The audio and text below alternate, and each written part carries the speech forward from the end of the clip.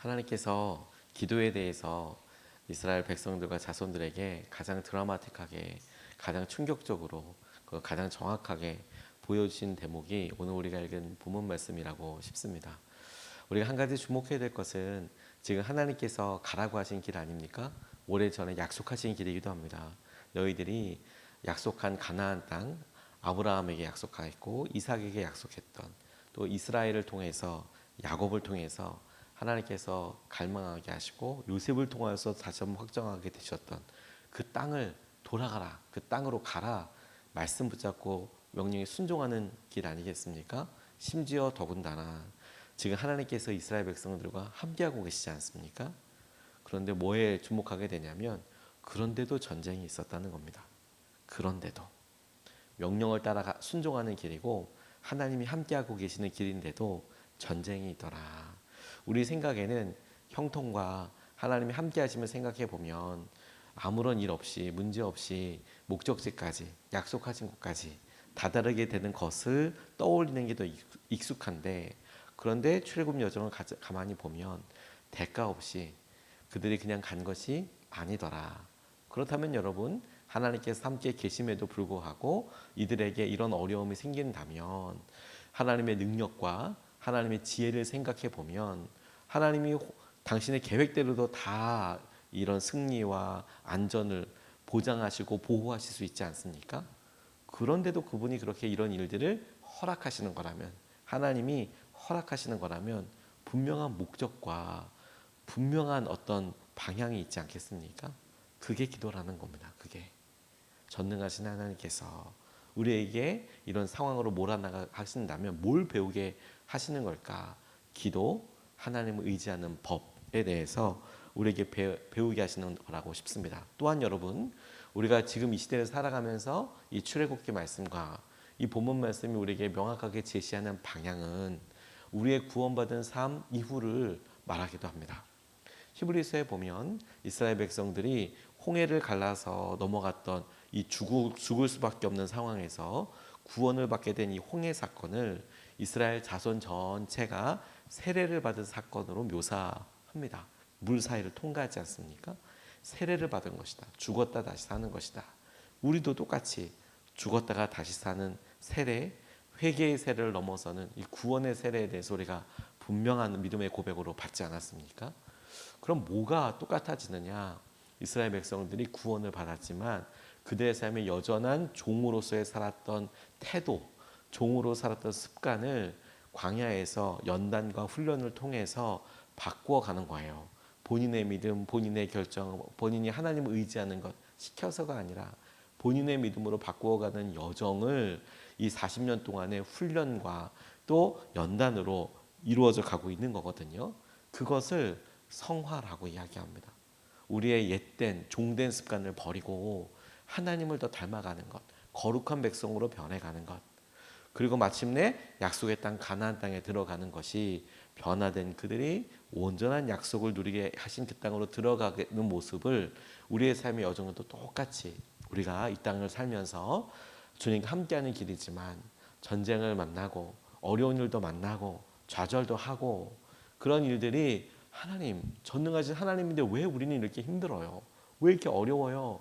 낙담이 목표가 아니라 하나님이 함께하고 계심에도 불구하고 우리를 이 길로 인도하신다면 우리의 성품과 우리의 삶을 예수님 닮게 바꾸어 가시는 성화의 구원, 성화되는 과정을 우리에게 허락하신 연단과 훈련이다. 그리고 이 땅에서 우리가 이렇게 연단되고 훈련되어서 하나님 나라에 갈 때 하나님 왜 이렇게 힘들어요? 이 땅이 왜 이렇게 고대요가 아니라 하나님 나라에 갔을 때 예수님을 닮은 우리의 온전한 모습을 우리가 보게 될 거예요. 그걸 영화라고 이야기합니다. 이 출애굽 여정 전체는 우리에게 우리의 믿음의 여정에 있어서 중요한 삶의 어려움과 굴곡과 힘든 일들을 보여주는 일이라고 싶습니다. 그렇다면 여러분, 다시 한번 우리가 읽었던 이 본문 말씀의 방향이 이야기하고 있는 것에서 이렇게 적용하고 생각해 볼 수 있겠다고 싶어요. 전능하신 하나님, 홍해를 가르신 하나님께서 아말렉과의 전쟁에서 마치 홍해를 가르는 것처럼의 엄청난 능력을 드러내지 않으시는 것처럼 보일 때, 실제로 그런 것은 아니고 그렇게 보일 때, 그러니까 전쟁이 시작됐다는 것만으로, 어떤 침입을 받았다는 것만으로도, 공격을 받았다는 것만으로도 전능하신 하나님 뭐 하시는 거야? 라고 생각할 때는, 이때 하나님은 능력이 있으시고 지혜로우신 그분이 이 일을 허락하셨다면 뭐가 목표일 거라고요? 기도하는 거, 믿음이 목표일 거다. 그리고 여러분, 그런 하나님을 의지해서 우리가 감히 결말을 본다면 반드시 승리하게 될 텐데, 그러면 그 승리에 있어서 중요한 것이 뭐라고요? 기도라고요. 기도. 그래서 기도가 승리다라고 표현해 본 겁니다. 오늘 8절에서부터 10절, 11절까지 말씀을 보면 이렇게 나와 있어요. 그때 아말렉 사람들이 몰려와서 르비딤에 있는 이스라엘 사람을 공격하였다. 모세가 여호수아에게 말하였다. 장정들을 뽑아서 아말렉과 싸우러 나가시오. 내일 내가 하나님의 지팡이를 손에 들고 산꼭대기에 서 있겠소. 여호수아는 모세가 그에게 말한 대로 아말렉과 싸우러 나가고 모세와 아론과 훌은 언덕 위로 올라갔다. 모세가 그의 팔을 들면 이스라엘이 더욱 우세하고 그가 팔을 내리면 아말렉이 더욱 우세하였다라고 그렇게 이야기하고 있습니다. 전쟁이 있을 때, 어려운 일을 당할 때 우리가 무슨 일을 하는지에 대해서 하나님께서 이를 통하여 그 행동과 그 행동이 의미하고 그 행동이 목적하는 바에 대해서 우리에게 그 중요성을 보여준다라고 싶습니다. 그리고 모세와 함께 했던 아론과 훌, 내일도 아론과 훌에 대해서 살펴보게 될 텐데, 이 세 사람이 전쟁 하루 전에 결정했던 게 뭐냐면 기도하러 올라가겠다라는 거예요. 전쟁을 안 하겠다는 것도 아니고 기도하러 올라가겠다. 모세가 특별하고 탁월했던 이유 중에 가장 중요한 부분이 저는 이 부분이라고 싶습니다. 전쟁을 준비하고 실제 전쟁을 해야 될 시기가 됐을 때 많은 사람들이 준비를 하게 되고, 그 준비는 꼭 필요한 일이지요. 그리고 그 일에 있어서 사람들을 모으게 되고, 그 일도 꼭 필요한 일이죠. 반드시 해야 될 일입니다. 그런데 여러분, 그런 여러 일들에 우리가 분주하고 우리의 상황들을 계속해서 집중하다 보면 뭘 잃어버립니까? 기도하는 걸 잃어버려요. 기도하는 거. 그런데 모세가 탁월했던 점이 어디에 있냐면, 이 상황에 기도가 중요한 점이라는 것을, 기도가 하나님께서 원하시는 것을, 하나님 앞에 구하고 의지하는 것이 기도라는 것을 그가 기억하고 있었다는 거예요. 깨달았다는 거예요. 그리고 실제로 그가 기도했다라는 점이에요. 그리고 그의 기도가 하나님께서 홍해 사건과 당장 비교해 봐도 전능한 하나님의 능력이 임해서 홍해를 가를 것 같은 정말 폭발적이고 강력한 능력이 있으심에도 불구하고, 그 전능하신 하나님께서 오늘 모세의 팔을 주목하시고, 모세가 팔이 들려 있으면 승리하게 하시고, 모세의 팔이 내려오면 지는 것처럼 보이게 되는, 아니 전능하신 하나님께서 한 방에 다 쓸어버리거나 당신의 능력을 10가지 재앙에서처럼 혹은 홍해에서처럼 드러내실 수 있는데, 그 손에 맞추어서 너희들이 기도하고 기도하지 않는 것에 대해서 하나님이 주목하게 하셨다는 거예요. 그러니 하나님의 목적이 분명히 보인다는 것 아닙니까? 그 전능하신 능력을 모세의 손에 맞추어서 마치 지휘자가 지휘를 하듯, 그 지휘자가 마치 모세인 것처럼 보이도록 의도적으로 하나님께서 그의 손을 보시고, 이스라엘 사람들도 그 기도하는 손을 보고 승리와 혹은 패퇴하는 것 같은 모습을 보여주는 것으로 인해서 목적이 명확하게 드러나잖아요. 기도하면 승리하는 거구나. 기도가 승리구나. 기도가 우리 가운데 승리하는 거구나. 그게 너무 중요한 일이라고 싶어요. 제가 우스갯소리로 이야기하고 나눈 것들 중에 저희 누나가 한 명 있거든요. 저희 남매예요, 둘이. 그런데 누나가 결혼할 때 제가 군대에 있어서 휴가 나왔습니다. 당연하죠. 누나가 결혼하는데 당연히 휴가 나와서 그 결혼식을 축복하지 않겠습니까? 근데 뭐 여러 가지 일을 하다가 누나가 저한테 부탁한 게, 기룡아, 저기 그 식당에서 갈비탕 나가니까 갈비탕 좀 세. 사실 뭐 그럴 필요도 굳이 없는데 돈이 나가는 거니까 갈비탕을 좀 세. 그래서 저 진짜 열심히 셌어요. 근데 충격적인 일이 뭐냐면, 결혼식 끝나고 다 끝난 거예요. 다 끝나고 나서 이렇게 보니까 그 가족 사진 찍지 않습니까? 그래서 누나의 결혼 웨딩 사진에 제가 없어요. 저는 그때 뭐 했는지 아십니까? 밑에서 가위탕 세고 있었어요. 아니 세상에 제가 막 나중에 뭐라고 했다니까요. 동생이 한 뭐 5명 있는 것도 아니고 1명밖에 없는데 아니 어떻게 그 가족 사진 찍는데 왜 이렇게 신부 측 그다음에 신랑 측 사진 찍잖아요. 제 사진이 없어요.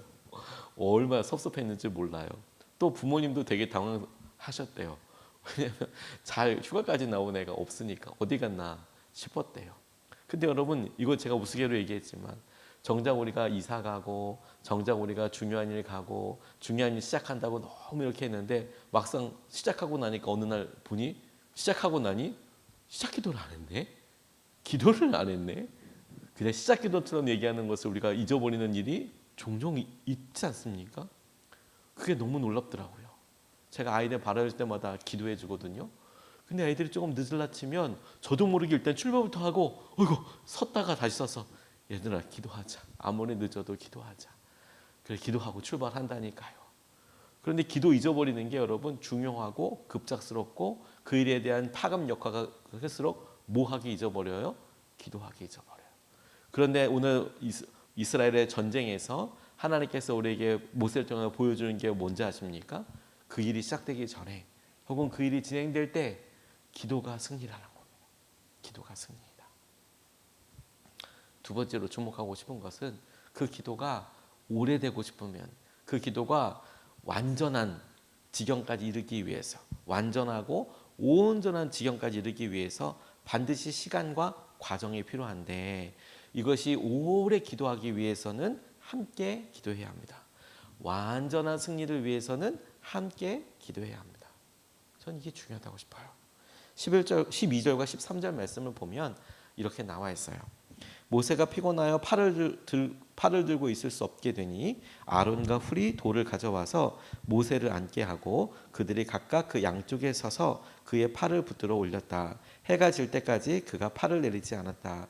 이렇게 해서 여호수아는 아말렉과 그 백성을 칼로 무찔렀다라고 나와 있습니다. 여러분 여기서 우리가 당연한 사실, 지극히 당연한 사실을 짚고 넘어가야 되는데 모세의 팔이 내려오는 것은 지극히 당연하다는 거예요. 지극히 당연하다는 거예요. 그리고 모세가 팔이 이렇게 내려올 수밖에 없는 상황이죠. 이게 혼자 손 들고 있으면 여러분 몇 시간이나 손을 들고 기도하실 수 있을 것 같습니까? 해보셨습니까? 저도 끝까지 해보진 않았습니다만 이렇게 한참 팔을 들고 기도할 때가 제게 있었는데 제 기억으로는 1시간 반, 1시간 그래도 팔이 너무 힘들었던 것 같아요. 자세를 바꿔보고 이렇게 해도 1시간 동안 혹은 그 이상을 손을 들고 기도한다는 게 쉽지 않더라고요. 팔이 아파서. 그러니까 간절함의 문제도 아니고요. 하나님을 의지하는 믿음의 문제도 아니에요. 팔은 연약한 육신의 문제예요. 팔을 들고 어떻게 가서 있어요, 여러분. 오늘 여러분 모세를 체험해 보고 싶으시면 오늘 기도할 때 다 손 들고 한번 기도해 보십시오. 그러면 얼마나 오래 기도할 수 있는지 아마 대번에 느끼게 되실 거예요. 그러니까 모세는 사실 당연하죠. 팔이 내려오는 것이. 그리고 여러분 전쟁이 1시간 만에 끝나지 않는다는 것도 너무 당연한 사실이에요. 그렇지 않습니까? 그러니까 우리가 믿음으로 살아가는 과정 이것이 연속이라는 점이 되게 중요합니다.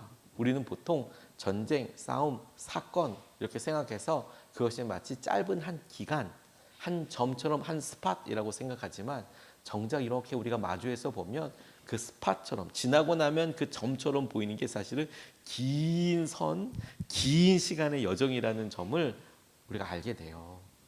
지나고 나서 그때 맞아 우리 고3 때 되게 힘들었어. 입시가 되게 어려웠어. 근데 여러분 그 입시 수능 시험 저 같은 경우 학력고사 봤던 것이 한 점이 아니고요. 사실은 1년과 그 시험을 준비했던 고등학교 생활 전부 다를 말해요. 입시 과정이라는 게. 근데 지금 시간이 많이 지나고 나니까 그때 한 점으로 이야기하지만 정작은 그렇지 않습니다. 시간과 과정.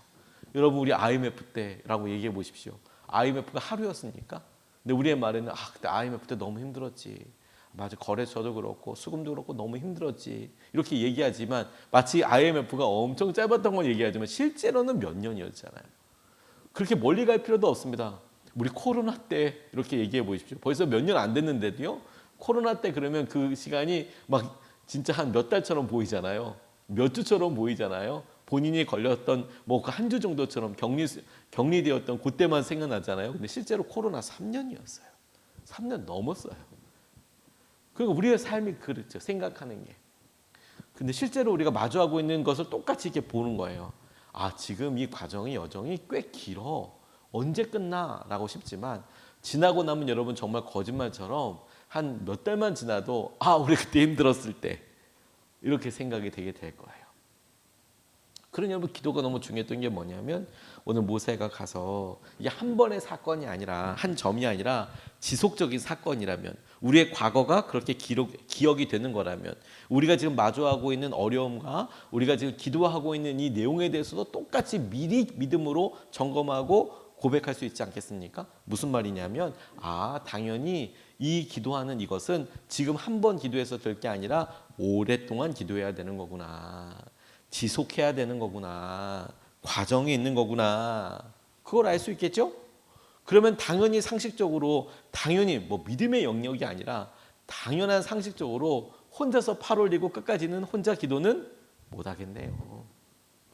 아론과 훌이 만약에 그 옆에서 돌을 올려놓지 않았다면 여러분 그러면 아말렉 전쟁에 있어서 아론과 훌도 모세 옆에서 끝까지 아마 돌보지 이렇게 손을 붙잡아주지 못했을 거예요. 무슨 말이냐면 아론이 이렇게 모세가 이렇게 기도하고 있는데 그 옆에 아론과 훌이 편안한 자세가 아니라 그냥 같이 손을 이렇게 어정지게 이렇게 들고 있는 거라면 이거 팔 아파가지고 이 두 사람도 세 사람도 끝까지 못했을 거예요.